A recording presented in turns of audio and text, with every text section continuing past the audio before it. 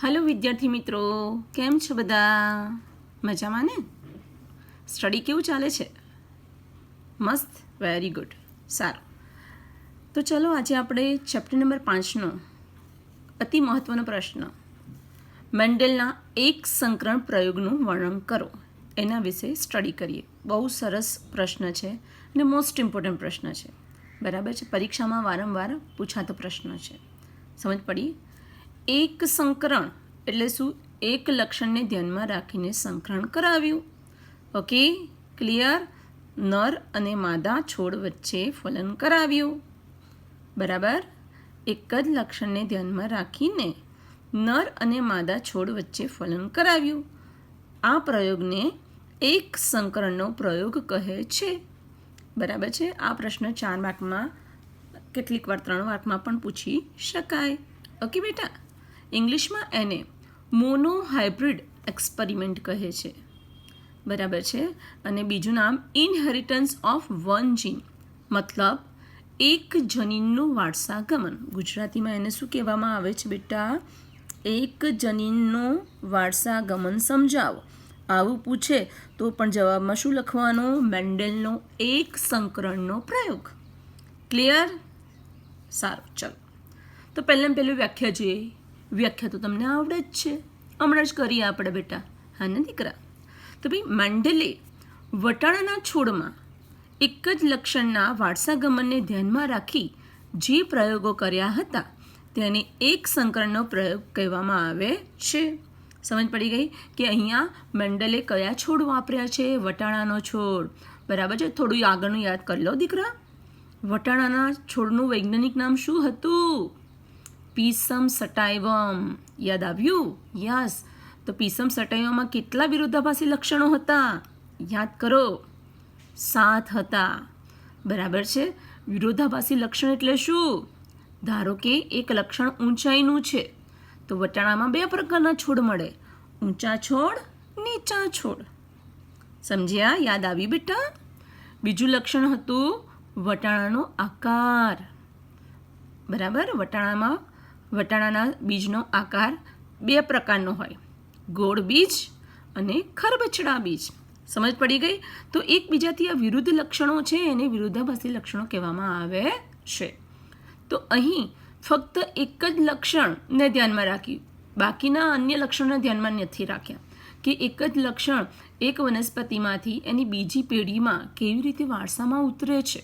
એ માટે એને પ્રયોગો કર્યા હતા જેને એક સંકરણના પ્રયોગો કહેવામાં આવે છે. ક્લિયર? શું કર્યું હતું એણે? તો ભાઈ, મેન્ડલે વટાણાના ઊંચા છોડ અને નીચા છોડ વચ્ચે સંકરણ કરાવ્યું, બરાબર છે. પિતૃ તરીકે, બરાબર છે, શું લીધું? ઊંચા છોડ, ટોલ પ્લાન્ટ. અને બીજું કોણ હતું? નીચા છોડ, શોર્ટ પ્લાન્ટ. બીજું એને ડ્વાર્ફ પ્લાન્ટ, વામન છોડ પણ કહેવામાં આવે છે, વામન છોડ. બંને વચ્ચે સંકરણ કરાવ્યું, બરાબર છે. આ ધારો કે ઊંચા છોડ, તો આ છોડની ઊંચાઈ માટે જનીનની એક જોડ જવાબદાર હોય બેટા, બરાબર છે. ધારો કે ઊંચા છોડ માટે જવાબદાર જનીન કયું છે?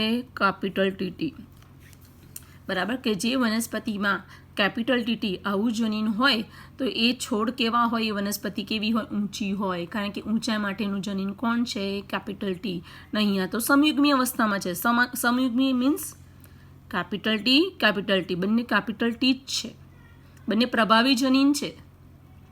પ્રભાવી જનીન યાદ આવ્યું તમને? પેલું એક્ઝામ્પલ આપ્યું હતું બોસ અને પ્યુન, બરાબર. કે અહીંયા કોઈ પટાવાળું છે જ નહીં, બંને સાહેબો જ છે, કેપિટલ ટી, બરાબર છે.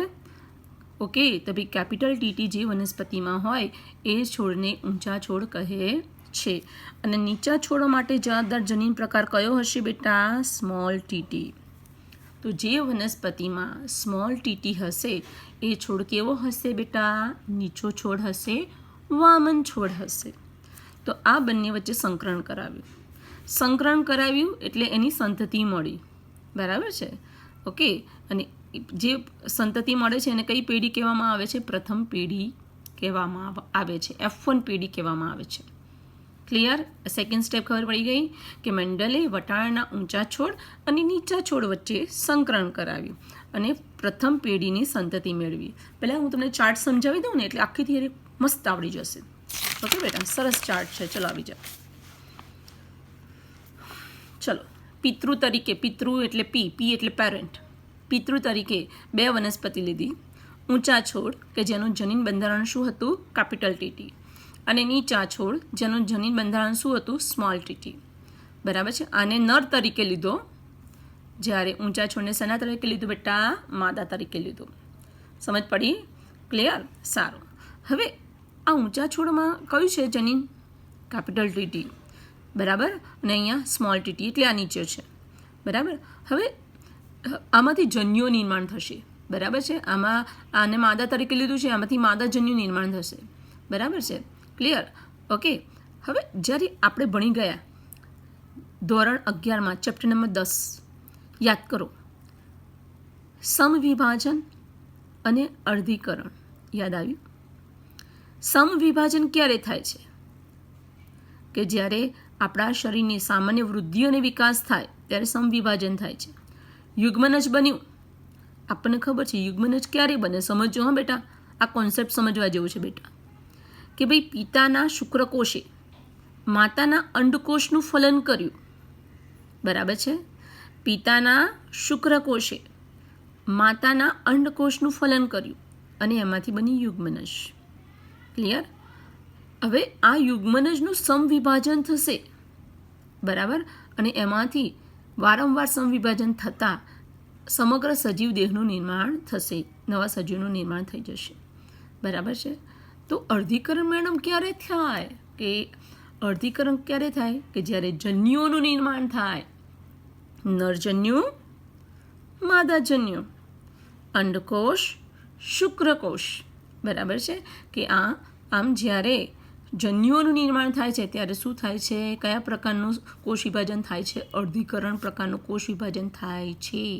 આપણે આ ભણી ગયા ધોરણ 11ના ચેપ્ટર નંબર 10માં. બરાબર છે. એટલે કે અહીં ઊંચા છોડમાંથી જે જન્યુ બનશે, જન્યુની અંદર બંને જનીનો એકસાથે આવશે જ નહીં, બેમાંથી એક જ જનીન આવશે. જો અહીંયા 2 નરજન્યુ બન્યા, બંનેની અંદર એક જ કેપિટલ ટી છે. આ નિયમ છે. અર્ધીકરણ એટલે શું? અડધા રંગસૂત્ર એક જનીમાં જશે, બાકીના અડધા રંગસૂત્ર બીજા જન્યુમાં જશે. આ પ્રકારના કોષ વિભાજનને શું કહેવામાં આવે છે? અર્ધીકરણ. ઉત્પન્ન થતા જન્યુઓમાં જનીનોની સંખ્યા બરાબર એના પિતૃ કરતાં અડધી થઈ જાય છે. જો અહીંયા જનીનો કેટલા છે? 2. જન્યુઓમાં કેટલા છે? 1. અડધી થઈને બેટા, એટલે એને શું કહેવાય? અર્ધીકરણ. સેમ જ્યારે નીચા છોડમાંથી આ નર છે એટલે નર જન્યુ ઉત્પન્ન થાય છે ત્યારે દરેક જન્યુમાં ફક્ત એક જ જનીન આવેલું હોય છે. સમજ પડી? ક્લિયર? ઓકે. એક સંકરણના પ્રયોગમાં પિતૃ તરીકે ઊંચા છોડ લીધા અને નીચા છોડ લીધા, એમાંથી જન્યુઓનું નિર્માણ કરાવ્યું. બરાબર છે. ઊંચા છોડનો જન્યુ કયો બન્યો? Capital T. નીચા છોડનો જન્યુ કયો બન્યો? Small T. ક્લિયર? ઓકે. આ માદા છે. હવે આ અંડકોષ થયું કહેવાય, માદા જન્યુ થયું કહેવાય, અને આ નર જન્યુ થયું કહેવાય. બંનેનું મિલન કરાવ્યું, સંકરણ કહેવાય. એને શું કહેવાય? એને સંકરણ કરાવ્યું બંનેનું. શું બન્યું? તો આપણી પાસે પ્રથમ પેઢી મળી. બંનેનું સંકરણ કરાવ્યું એટલે જો આ કેપિટલ ટી, આ સ્મોલ ટી, બંનેનું સંકરણ કર્યું તો આપણને મળ્યું કેપિટલ ટી, સ્મોલ ટી. બરાબર છે. આ યુગ્મનજ બન્યું હતું. હવે આ યુગ્મનજનો વિકાસ થઈને આગળ જતાં શું બન્યું?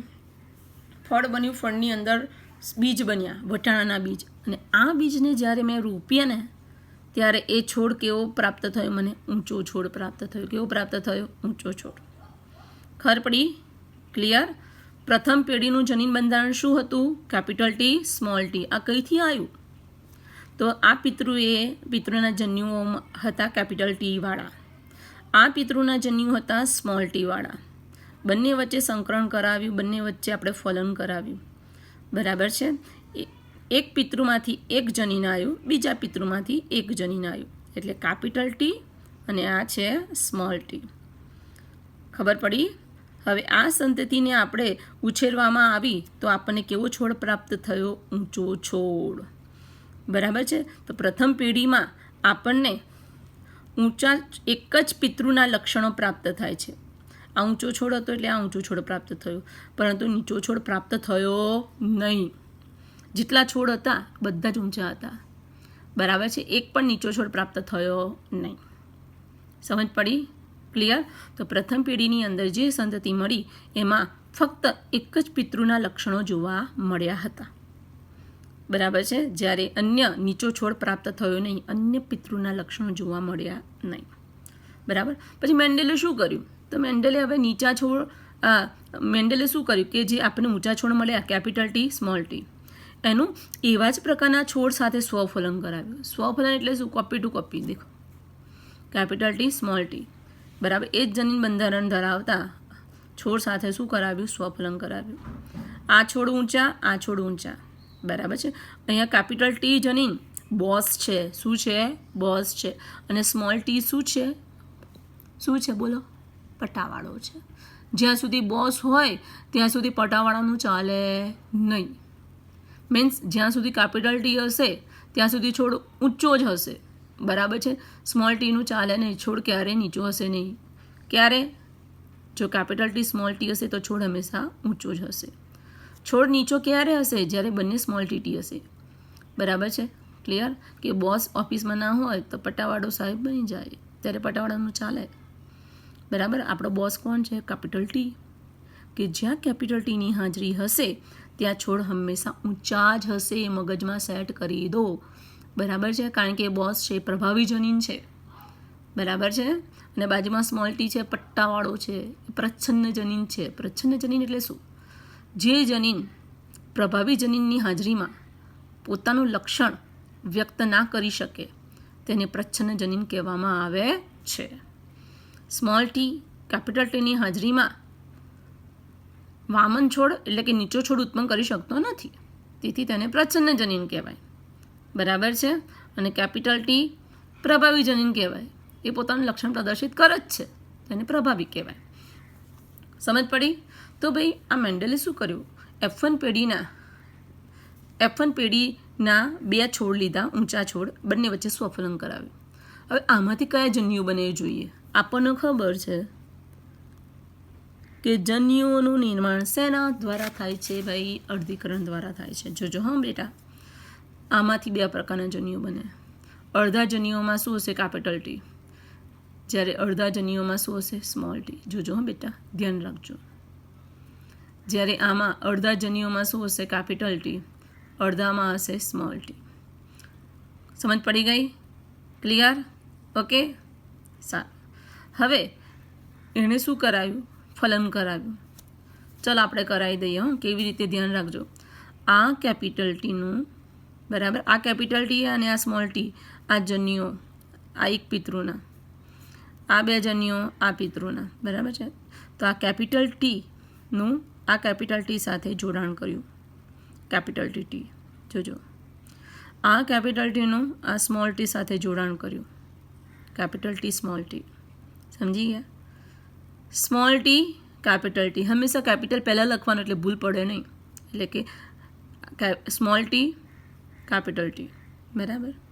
અને સ્મોલ ટી સ્મોલ ટી. સમજ પડી? બરાબર. તો આપણે આ બધું શેમાં હશે? એના બીજમાં હશે, વટાણાના બીજમાં હશે. બરાબર છે. કે અને એ બીજને આપણે જ્યારે જમીનમાં રોપીશું તો જે વનસ્પતિ થશે એને કઈ પેઢી કહેવામાં આવે છે? F2 પેઢી. ક્લિયર? કે મેન્ડેલે F1 પેઢીના 2 ઊંચા છોડ વચ્ચે સ્વફલન કરાવ્યું અને એના પરિણામ સ્વરૂપે જે બીજ પ્રાપ્ત થયા, જ્યારે એને જમીનમાં રોપવામાં આવ્યા ત્યારે શું પ્રાપ્ત થયું? જે વનસ્પતિ પ્રાપ્ત થઈ, જે સંતતિ પ્રાપ્ત થઈ એને F2 પેઢી કહેવામાં આવે છે. કઈ પેઢી? F2 પેઢી.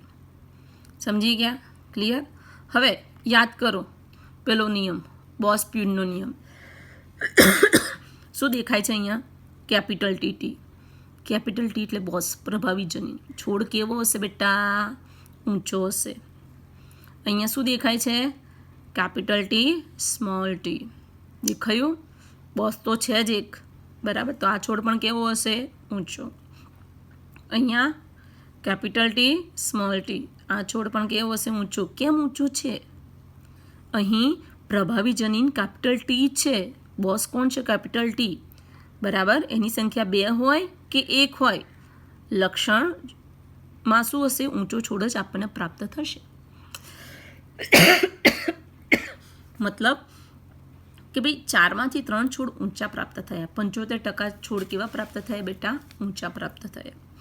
જ્યારે સ્મોલ ટી અને સ્મોલ ટી એક જ છોડ નીચો પ્રાપ્ત થયો. 4માંથી 1 છોડ નીચો, એટલે 25% છોડ કેટલા પ્રાપ્ત થયા? નીચા છોડ પ્રાપ્ત થયા. મતલબ કે ભાઈ એક સંકરણના પ્રયોગમાં આપણે કોની વચ્ચે કરાવ્યું હતું સંકરણ? ઊંચા છોડ અને નીચા છોડ. પ્રથમ પેઢીના બધા છોડ કેવા પ્રાપ્ત થયા? ઊંચા. મીન્સ પ્રથમ પેઢીમાં ફક્ત એક જ પિતૃનું લક્ષણ વ્યક્ત થયું, બીજા પિતૃનું લક્ષણ વ્યક્ત થયું નહીં. બરાબર. પછી શું કરાવ્યું? F1 પેઢીના 2 વનસ્પતિ વચ્ચે સ્વફલન કરાવ્યું અને F2 પેઢી પ્રાપ્ત થઈ. એમાં બંને પિતૃઓના લક્ષણ વ્યક્ત થયા. બરાબર છે. 75% છોડ એ ઊંચા છોડ પ્રાપ્ત થયા, જ્યારે 25% છોડ નીચો છોડ પ્રાપ્ત થયો, જે અન્ય પિતૃનું લક્ષણ છે. બરાબર છે. મીન્સ F1 પેઢીમાં જે આપણને નહોતું જોવા મળ્યું, નીચો છોડ નહોતો જોવા મળ્યો, એ ક્યાં જોવા મળ્યો બેટા? F2 પેઢીમાં જોવા મળ્યો. સમજ પડી? ક્લિયર? મીન્સ અહીંયા 1 2 3 4, 4માંથી 3 છોડ કેવા છે? ઊંચા.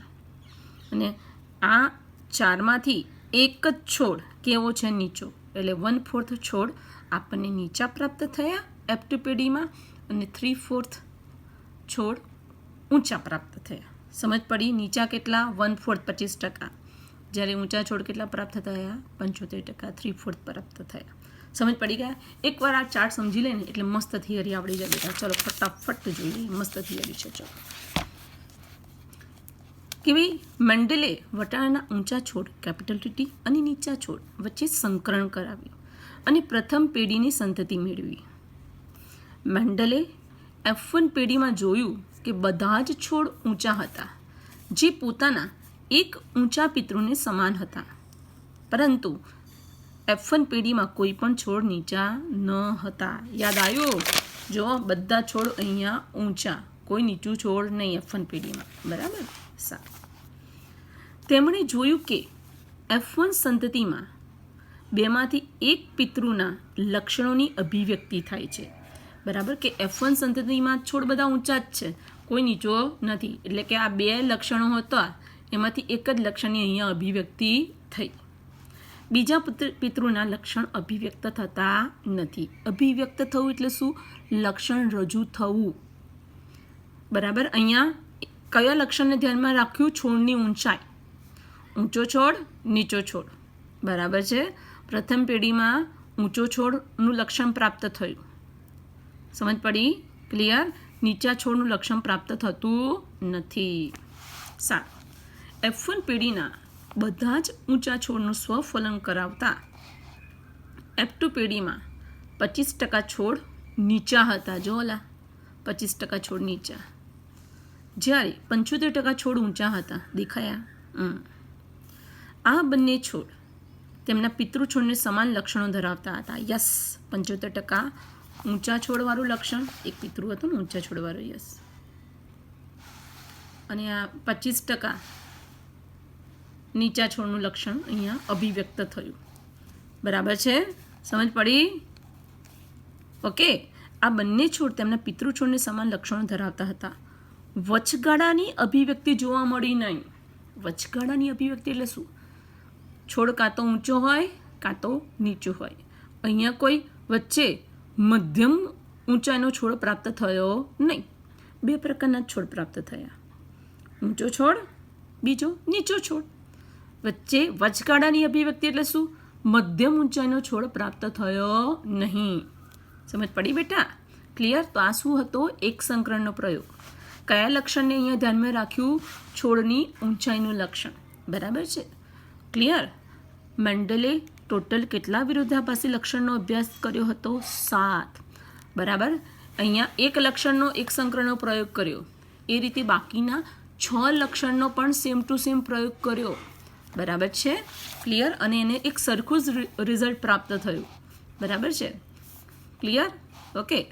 તો અન્ય લક્ષણોમાં પણ આવા જ પરિણામો પ્રાપ્ત થયા, એટલે કે F1 પેઢીમાં માત્ર એક જ પિતૃના લક્ષણો પ્રદર્શિત થાય છે, જ્યારે F2 પેઢીમાં બંને લક્ષણો કયા પ્રમાણમાં 3:1 પ્રમાણમાં અભિવ્યક્ત થાય છે, બરાબર છે. 3:1 એટલે શું બેટા, કે F2 પેઢીમાં જે 4 છોડ ઉત્પન્ન થયા એમાંથી 3 ઊંચા અને 1 નીચો, તો આ પ્રમાણને શું કહેવામાં આવે છે, 3:1 3:1 પ્રમાણ કહેવામાં આવે છે.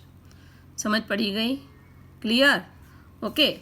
કે ભાઈ અહીંયા F1 પેઢીમાં બધા છોડ કેવા હતા, ઊંચા જ, જ્યારે F2 પેઢીમાં કેવા પ્રાપ્ત થયા, કે 3 છોડ ઊંચા અને 1 છોડ નીચો. તો આ પ્રમાણને શું કહેવાય, કે ભાઈ F2 પેઢીના બંને લક્ષણો 3:1 પ્રમાણમાં અભિવ્યક્ત થાય છે, બરાબર છે. તો આ એનો શું કહેવાય, સ્વરૂપ પ્રકાર કહેવાય. 3:1 શું કહેવાય, એનો સ્વરૂપ પ્રકાર.